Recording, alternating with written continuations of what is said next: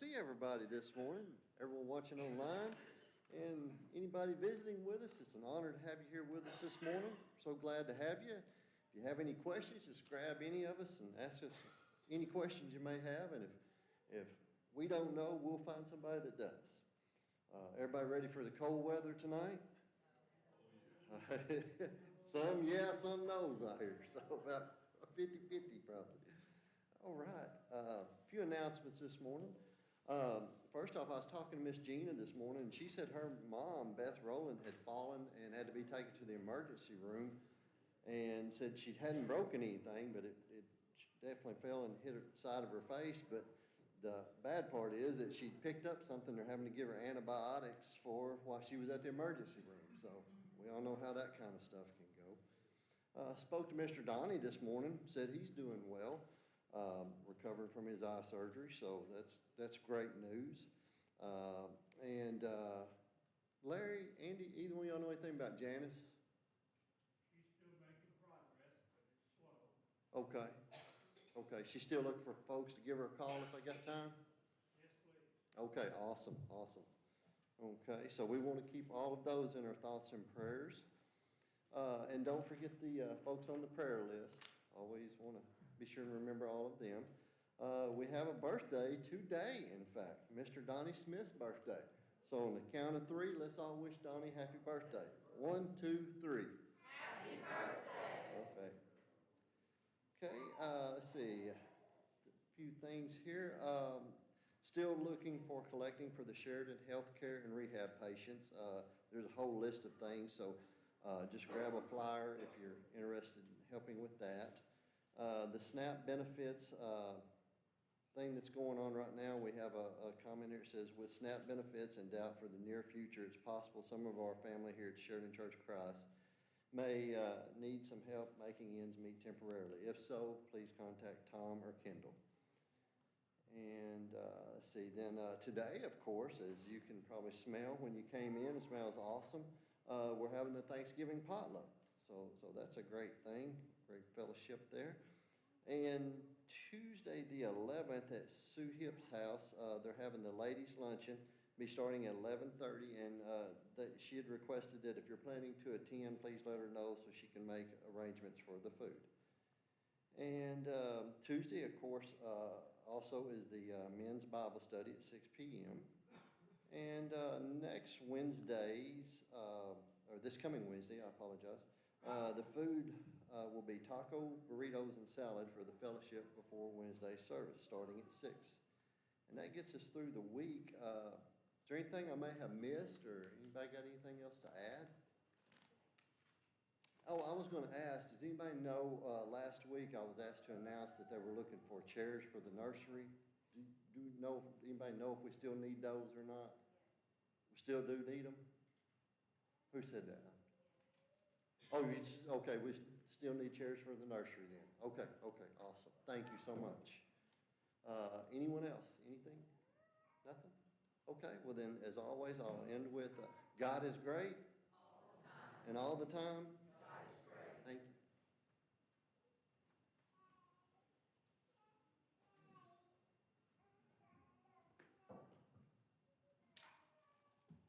The steadfast love of the Lord never ceases. His mercies never come to an end. They are new every morning. Great is thy faithfulness. Thy Lord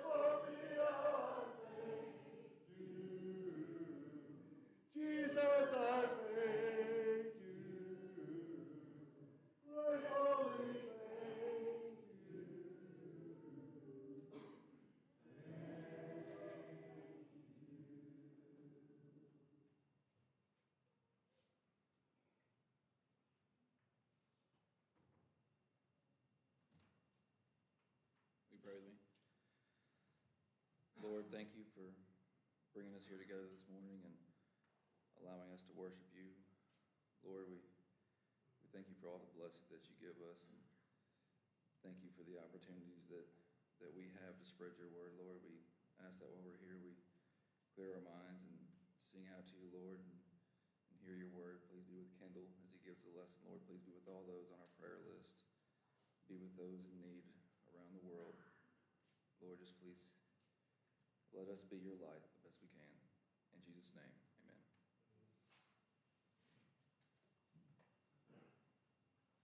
God is so good.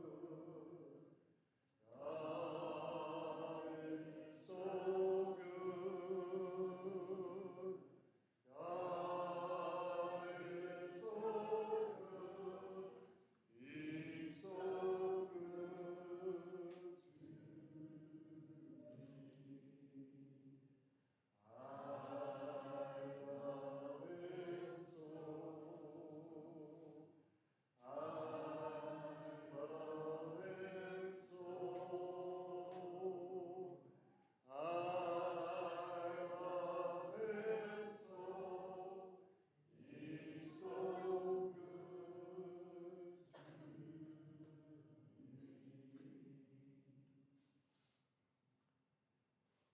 There was one who was willing to die in my stead, that soul so unworthy might live.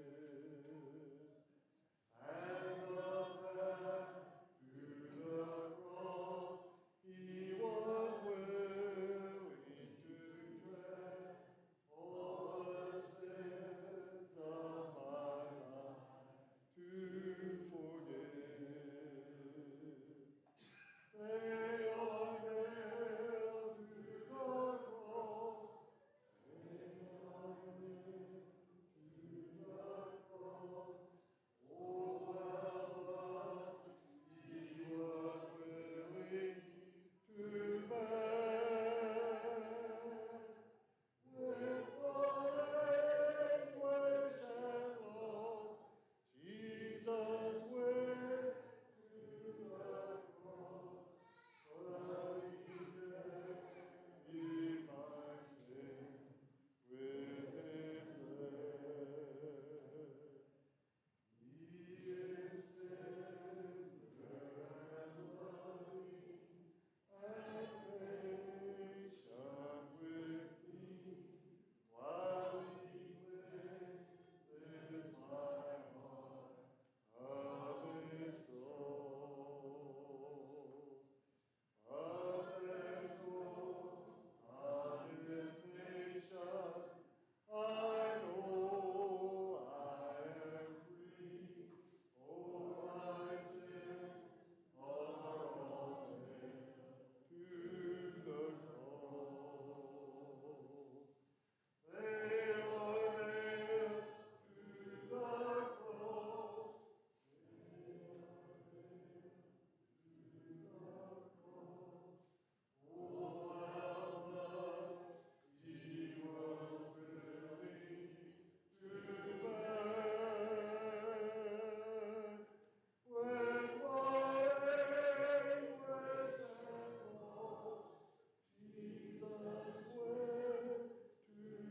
the cross, but he carried my sin with him there.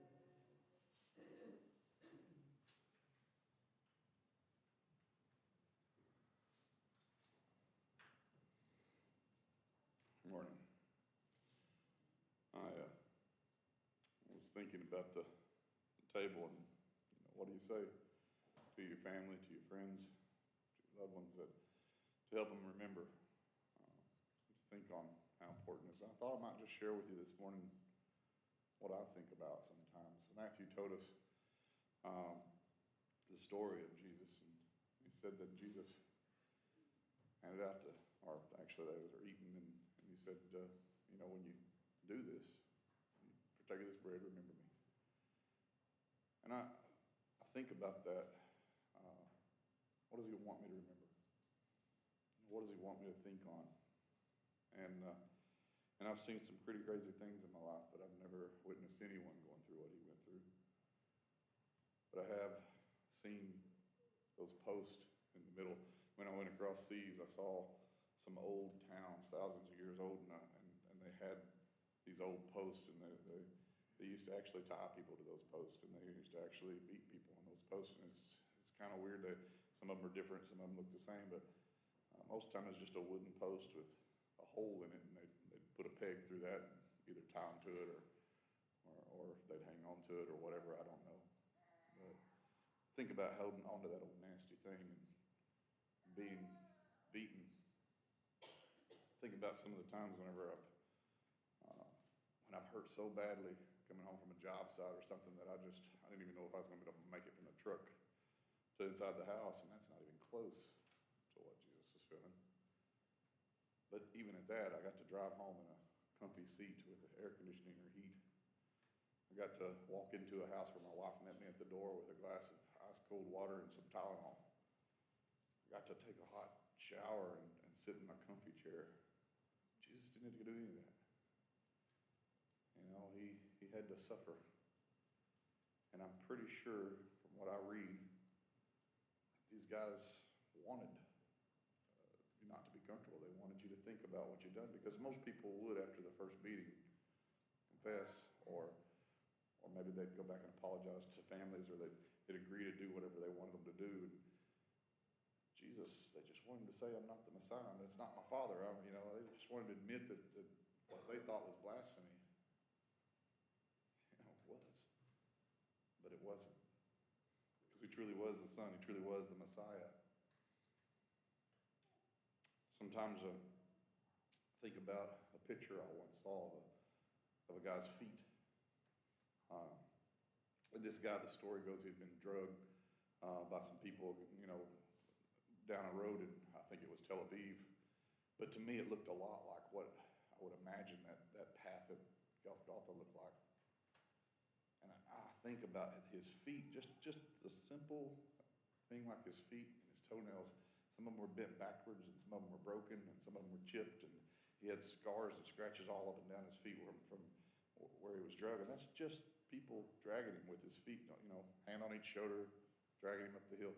I can't imagine even being able to sleep with just that being the only element I'm facing. I think I'd go 2 or 3 days without sleeping just from the pain of, just looking at it just makes me quiver. But that's not even including that he got beaten. Those straps with the little pieces of copper and the little pieces of metal, little snaggles that stick into your skin. And when I think of the body, I don't have time to think about all that sometimes, and I need to take time. Because God said, here's my son. He's here for you. And he sat there and prayed right there in that time. Just prayed to let that cup pass. And God said, it's not my will. My will is that you go there for Gary. You die on his behalf and let your blood cleanse him. And, I sing a song, he could have called 10,000 angels. I don't know how he didn't. I don't know what you're going to think about today when you partake of this little cracker, but man, what a sacrifice that we forget sometimes how painful, how stretched out. Give me the whooping right away. I don't want to wait, Dad. I don't want to think about it. He had a long time to think about this. Kendall asked the question today in class, when did Jesus know who he was? And I don't know when he knew who he was, but I know when he was 12 years old, he said, I'm in my Father's house. Didn't you expect to find me here? It's a pretty good idea that he knew who he was for a long time. He knew what was coming. But he still did it for you and me. Let's go ahead and say a prayer. Lord, as we think on this body that was sacrificed on our behalf, Help us to do so in a sincere, sober way. And to understand the sacrifice that was made was not quick and easy, but a painful exhibit of a true love for us and our souls on our behalf. Be with us as we partake of this bread, that we might do so properly, Lord. In your Son's name.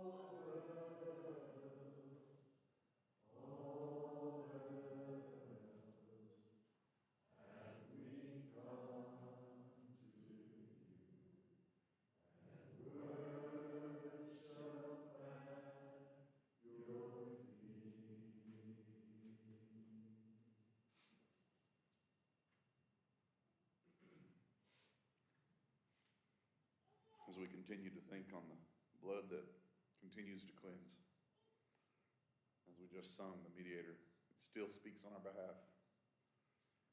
Let's remember our Lord and the blood that was shed on our behalf. Pray with me, please. Lord, we thank you so much for shedding your blood.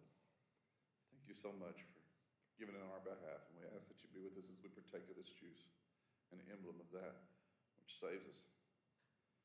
We love you so very much, Lord, and we thank you. It's in your Son's name.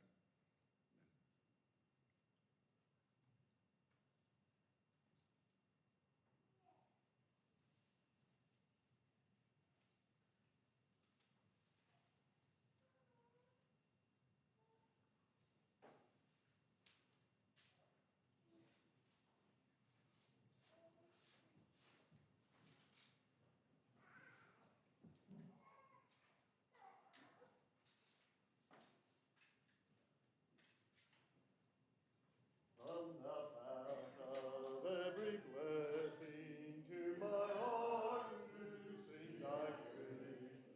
Streams of mercy never ceasing, call for songs of loudest praise. Teach me ever to adore thee, sung by flaming tongues above. Praise the mountain fixed upon it, that of thy redeeming love. Let's end that.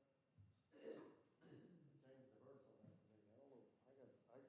That's my fault. I should have looked at those slides. Huh? They do that a lot. They do. They do.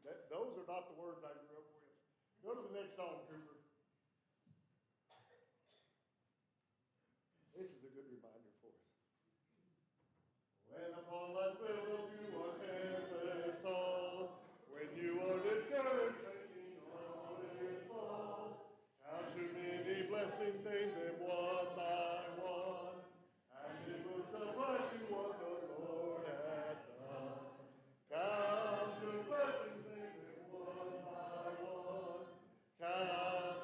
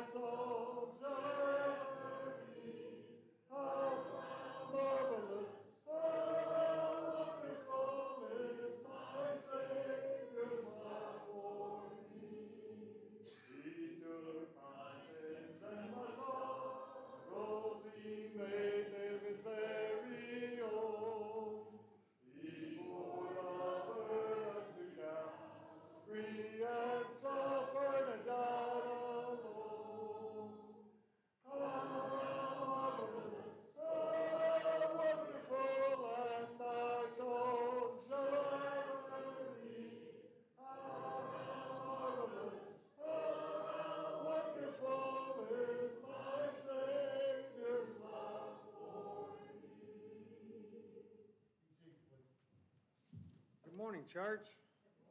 It's a blessing to be here with you this morning. Turn your Bible to Matthew chapter 13. Appreciate your prayers for my wife. She's ailing a little bit this morning. She picked up something, I guess. When she gets sick, she goes to one end of the house. I stay in the other end. Whenever she comes to the kitchen, she comes down the hall saying, "Unclean, unclean."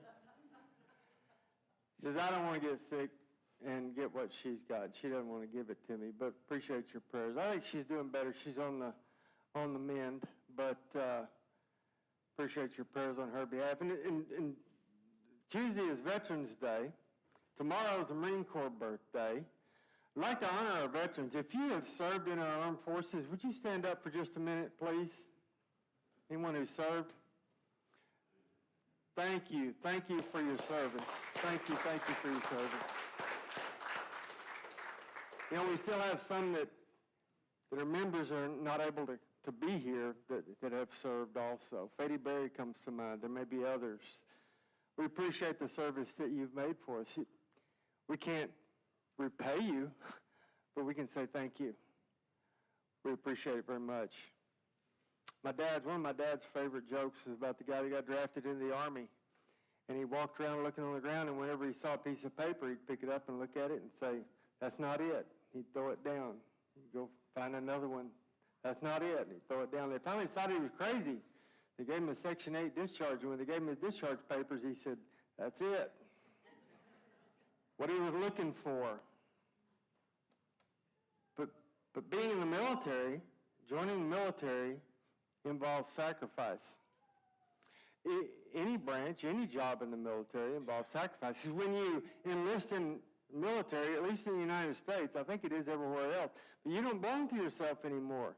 You give yourself up to the government for that duration. That's a sacrifice.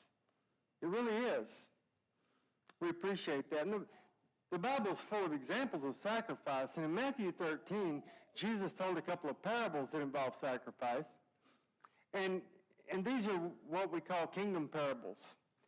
Parables that Jesus used to try to explain what the kingdom of heaven is like. And all his parables were explaining a spiritual message with something physical that people could understand. But the kingdom parables specifically related to heaven, and these do. He's got 3 or 4 in a row there. Look at a couple of them. In Matthew 13, and beginning in verse 44, Jesus said, "The kingdom of heaven is like treasure hidden in a field, which a man found and covered up. Then in his joy, he goes and sells all that he has and buys that field." Again, the kingdom of heaven is like a merchant in search of fine pearls, who on finding one pearl of great value, went and sold all that he had and bought it. The kingdom of heaven is like. You see these, there's another one after that, are a little bit different. But these two really speak to the value of what's being obtained and the sacrifice required to obtain it. There's a correlation. The more valuable the reward that we're going to get, the bigger the sacrifice necessary. In this case, both of these parables, both of these cases, someone had to give all that they had. Not most of it, not 95% of it, all that they had to obtain this treasure. It tells us it's really valuable. And of course, the message is pretty obvious. The kingdom of heaven is worth anything that we have to give for it here. It's far more valuable than anything we can come up with in this life. And we get that. I think we get that on an intellectual level. On a day-to-day basis, it may be a little bit different. What do we really sacrifice in order to belong to the kingdom of heaven?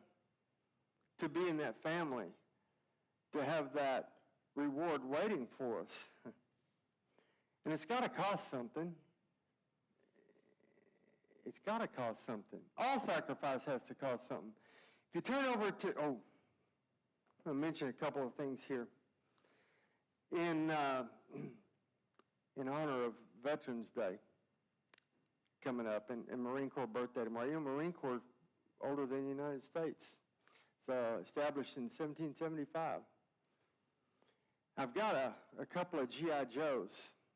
And these guys kind of, this is what they represent, the sacrifice that you have to make to belong to armed forces. These are the ones I have in my office.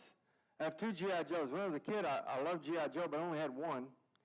And I had another action figure, but I lost it. I can't remember what it was, but I had one G.I. Joe.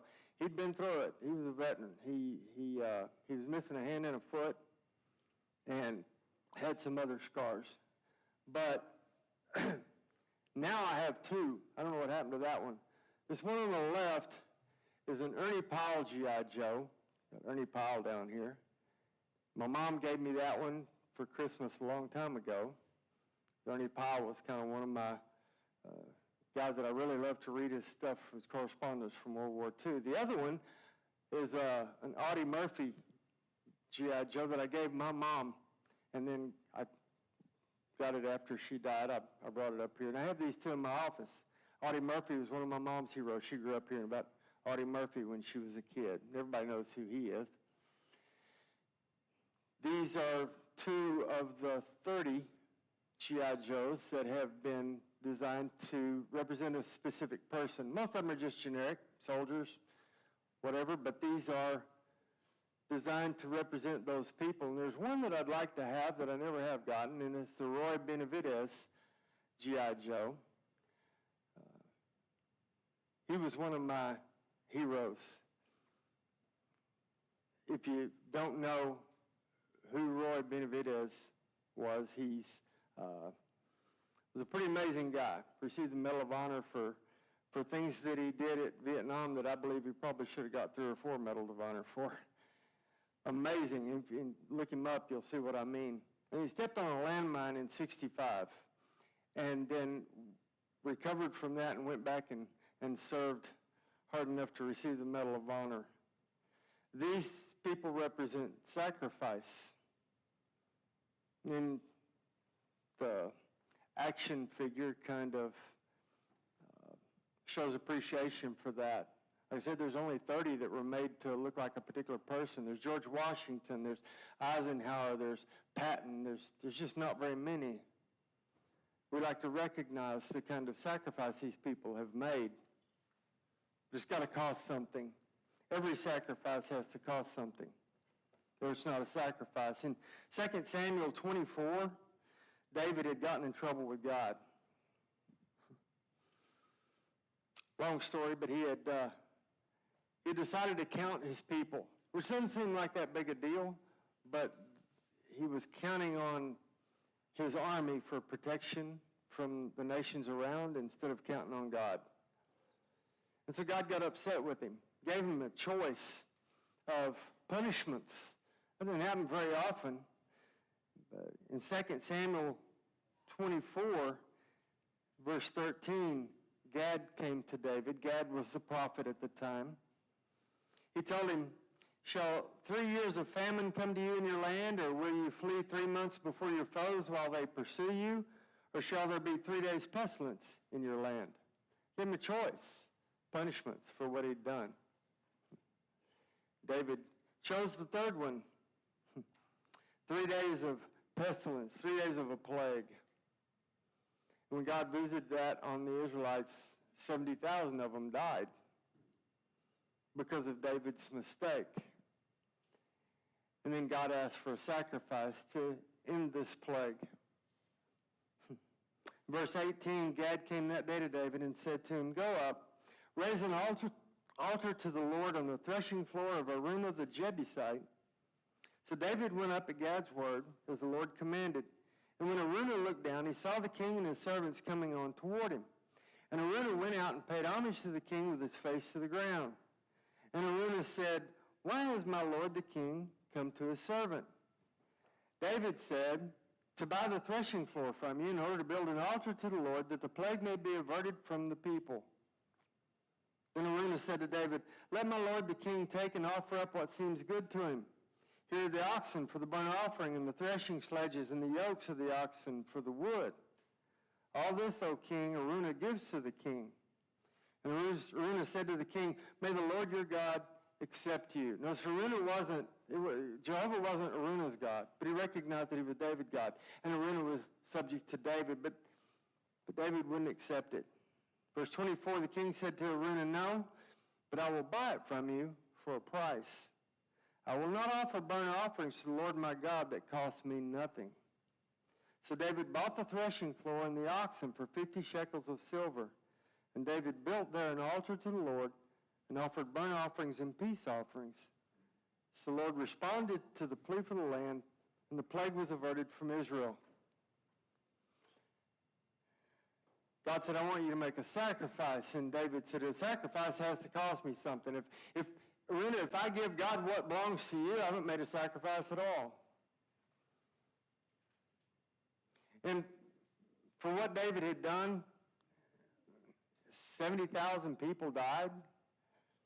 You're not going to make up for that. No matter what you do, you're not going to make up for that. A couple of oxen and a little wood, a little fire, doesn't seem to us like payment, does it? Sometimes what God asks for is so little compared to what we receive. Treats us the same way. Treats us the same way. You know, my favorite story of sacrifice, of risk in the Bible comes in the previous chapter in 2 Samuel 23.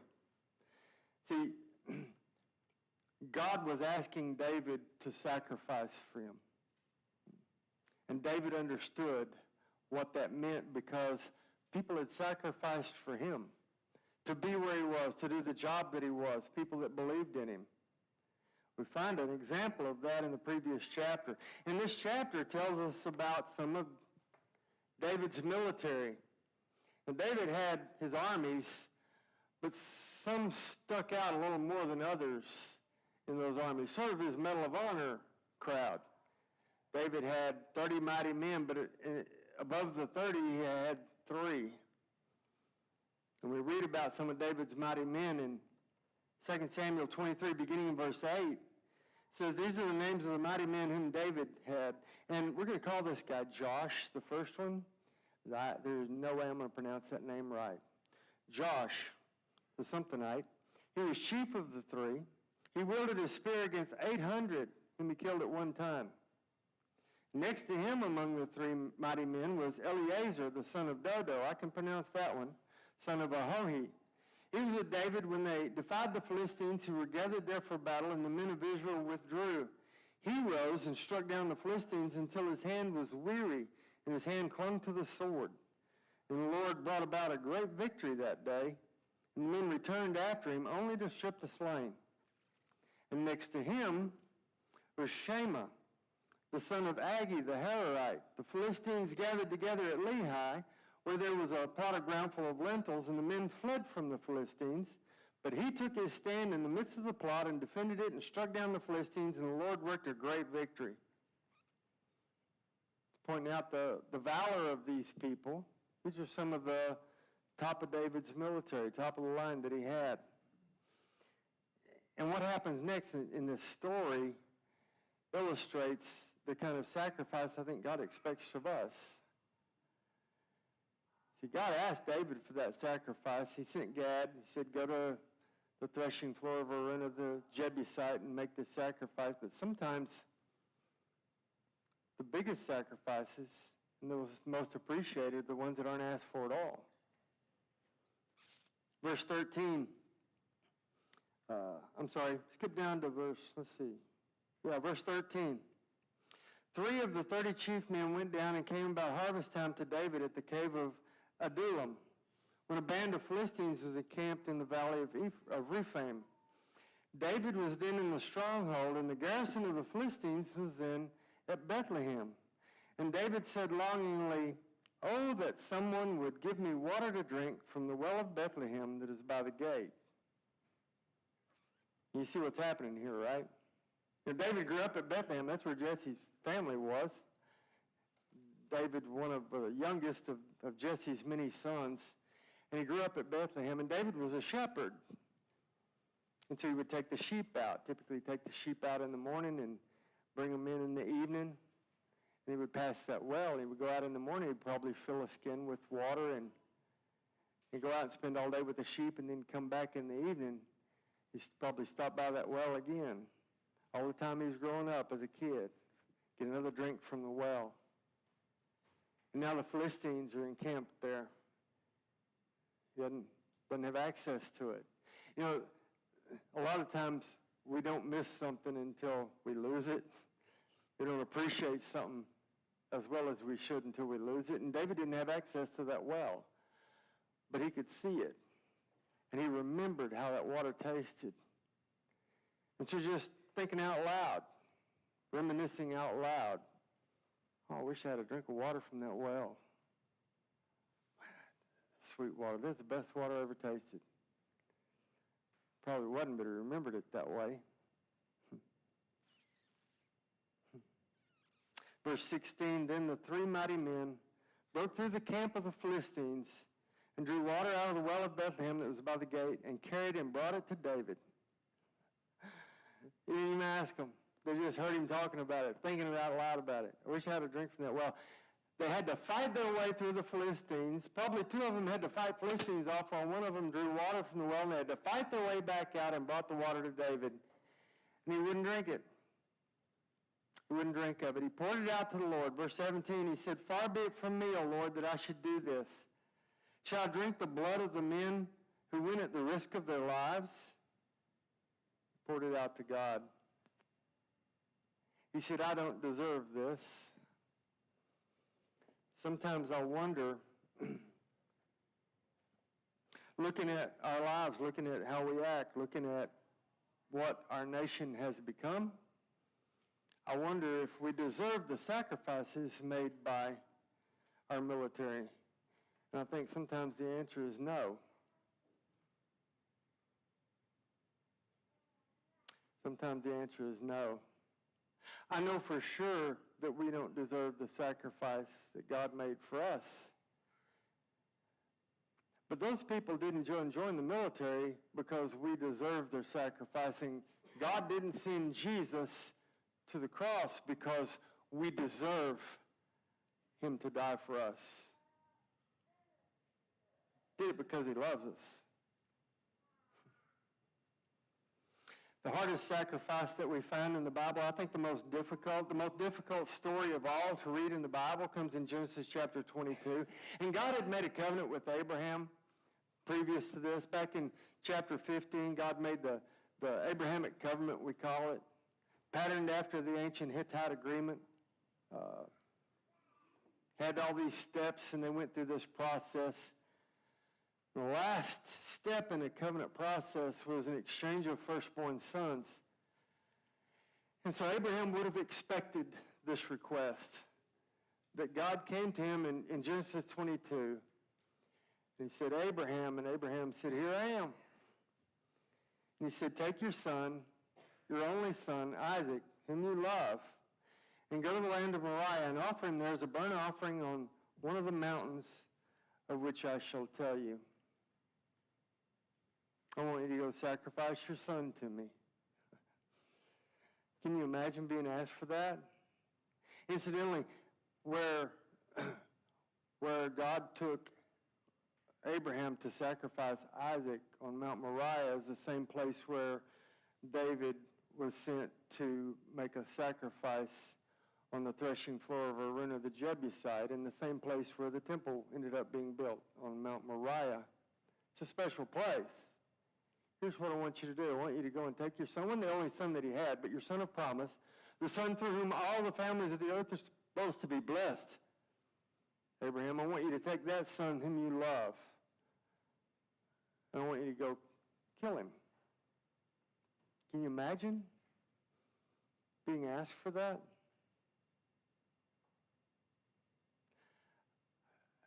I can't imagine that request. I think I would have said, how about this, God? How about we leave Isaac alone and you just kill me instead? No, I want the thing that costs you the most. And it's not your life, it is. That's the value. That's what this is worth. That's what you have to give up for this. We know from Hebrews that Abraham trusted that God could bring Isaac back to life, but I don't think that makes it any easier sacrificing your son. That's where we were in that process, and that was the price. The greater the reward, the more expensive the sacrifice. Which brings us to us today. When we look at Romans 12, we see this idea of sacrifice come through. In this modern age, and by modern I mean since Jesus became the sacrifice for us, since the church started. And Paul's trying to get this message across to the church in Rome. Here's how we're supposed to react. And we talked about how Paul's letters are split up in the indicative and the imperative. The indicative being the part that says, here's what God's done for us. And then the imperative being, here's what our response should be to that. And in Romans, the first 11 chapters are the indicative. This is all the wonderful things God's doing. Look how sinful we are, all of us. And then in chapter 12, here's what we are supposed to do because God has given us so much. And that's where this starts. That's where we are, therefore. He usually begins those with therefore. I appeal to you, therefore, brothers, by the mercies of God, to present your bodies as a living sacrifice, holy and acceptable to God, which is your spiritual worship. You don't even have to die for this. Not only do you not have to die, you don't have to kill one of your children for this. Can you imagine what that would be like? But see, Jesus paid the price for us. Jesus went to the cross for us. God made that sacrifice of the Son that he loved for us. And this idea of a living sacrifice was a new thing, of course, to these people. They understood sacrifice as being something's got to die. But Paul said, no, in this new age, in this Christian dispensation, we don't have to do that. It's different. We can still live physically. We don't have to make near the sacrifice that others did. It's kind of like appreciating our veterans. I don't have to go and serve because they did it for me. I don't have to go to a cross because Jesus did it for me. I can go about my normal life and belong and have that reward come and be in that family, belong to that kingdom, have that citizenship in heaven. All I have to do is give up a little bit of my time. You know, the funny thing, though, we don't even like to do that. How many hours are there in a week? Like 168? I think it's 168. How many do we give to God? 1. Some of us, it's 1. At the most, 3 or 4, 5 out of 168. What a sacrifice. We're going to go and have a meal in a few minutes, and that have great fellowship, and then we're going to come back in here, and at least half of you will be gone. What a sacrifice to be here for an hour. Kind of makes you wonder, doesn't it? Do we deserve what Jesus did for us? Or are we giving up? You see, time is our most valuable commodity here on earth, and we're constantly trickling out of it. We're losing more and more of it all the time. How much time do we have left? I don't know. But Roy Benavidez was from El Campo, Texas, and he was one of my heroes for a long time. And I always thought it sure would be nice to be able to visit him, to meet him, to shake his hand, and tell him thank you in person. El Campo was a long way down near the coast, and it was like a 4-hour drive. But about 20 years ago, I was going through El Campo to go do something, and I thought, I'm going to stop and see if I can find out where Roy Benavidez lives, and I'm going to see if I can meet him. Pulled into El Campo and stopped at a convenience store, and I was going to go in and ask for a phone book so I could look up his name, find out where he lived, if I could meet one of my heroes, a Medal of Honor winner. And there was a newspaper stand in front of that convenience store. That week's newspaper, El Campo, whatever. And on the front page above the fold is a picture of Roy's funeral. It had been the week before. I waited too late. We never know how much time we have. You don't know how much time you've got. But you know you've got right now. Don't let it get away from you. If you're subject to the Lord's invitation in any way, please come while we stand together and sing. Out of my bondage, sorrow, and night, Jesus, I come. Jesus, I come. In thy freedom, gladness, and light. Jesus, I come to thee. Out of my sickness, into thy help. Out of my woe, and into thy well. Out of my sin, and into thyself. Jesus, I come to thee. Out of my shameful failure and loss. Jesus, I come. Jesus, I come. Into thy glorious gain of thy cross. Jesus, I come to thee. Out of her sorrows into thy balm. Out of my sorrows and into thy calm. Out of distress to jubilant song. Jesus, I come to thee. Out of unrest and arrogant pride. Jesus, I come. Jesus, I come. Into thy blessed will to abide. Jesus, I come to thee. Out of myself to dwell in thy love. Out of despair into raptures of love. Upward for I on wings of above. Jesus, I come to thee. Are there any other announcements? I encourage you to stay. We've got plenty of food back there. I've been back there to see. There's lots back there. Even if you forgot it, or if you're a guest or a visitor, please stay. We'd love to fellowship with you. There's probably a command in the Bible about that, but we can talk about that later if you want. You know the closing prayer.